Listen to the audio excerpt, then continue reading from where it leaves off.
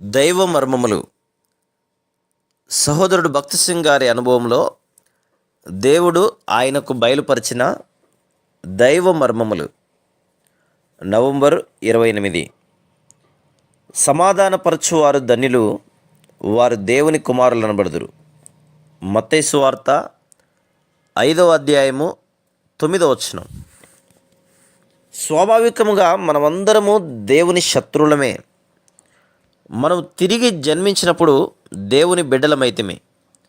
లోకస్తులు దేవునికి మనకు కూడా శత్రువులైనారు. నీవు తిరిగి జన్మించగా సమాధానపరచువాడవగుదువు. నీ ద్వారా దేవుని శత్రువులు ఆయన మిత్రులగుదురు. దేవుని బిడ్డవైనందువలన ఈ పరిచర్య నీకొక ఆధిక్యతగా ఇవ్వబడి ఉన్నది. దేవుడు నన్ను తన సేవకు పిలిచినప్పుడు ఒక సాకు తర్వాత ఇంకొక సాకు చెప్పుచుంటిని. నా ఉద్యోగము ద్వారా, డబ్బు ద్వారా ఆయనను సేవించగలను అనుచు 2 సంవత్సరముల పర్యంతము ఈ విధంగా పోరాడుచుంటిని. నా డబ్బు అంతయు నీకే ఇచ్చివేయుదును అని ప్రమాణం చేయుచున్నాను. నేను ఉపయోగించుకున్నటకు కానీ, నా అవసరతల కొరకు కానీ ఆ డబ్బు నాకు వద్దు. నీవే అంతయును తీసుకునము. నన్ను బోధకునిగా మాత్రం చేయవద్దని నేను బ్రతిమాలు కొనుచున్నాను. నేను బోధలు చేయలేను అని అంటిని. నీ డబ్బు నాకు అవసరం లేదు, నాకు నీవే కావలను అని దేవుడు అనెను. చిట్ట చివరకు 1932వ సంవత్సరం ఏప్రిల్ మాసమందు ఆయనకు లోబడి తిని, దేవునికి స్తోత్రము, ఈ దినము నా జీవితమును నీకు సమర్పించుకొనుచున్నాను. నా కొరకు ఏదియు దాచుకొనక అంతయు నీకే ఇచ్చివేదును.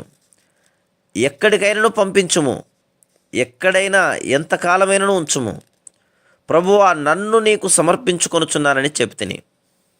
నన్ను వెంబడించుము, నన్ను వెంబడించుము అని దేవుడు నీతో మాట్లాడుచున్నాడా? ఆయనతో ఈ విధంగా వాదించుచున్నావా? తప్పక వెంబడించదను, కానీ కొన్ని సంవత్సరములు గడిచినచో నా బిడ్డలందరికీ వివాహములు జరిగిపోవును అని చెప్తున్నావా?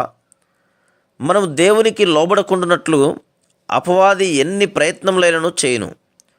భూదిగంతములకు దేవుడు నిన్ను పంపినను ఆయనకు లోబడుటకు ఆయన నీకు సహాయము చేయునుగాక. మనుష్యరీతిగా నీకేమైనను యోగ్యతలు కలవా? లేవా అని తలంచకుము. ఆయనకు లోబడుటకు ఇష్టపడిన యెడల మనలో ఎట్టివారినైనను దేవుడు ఉపయోగించుకొనగలడు.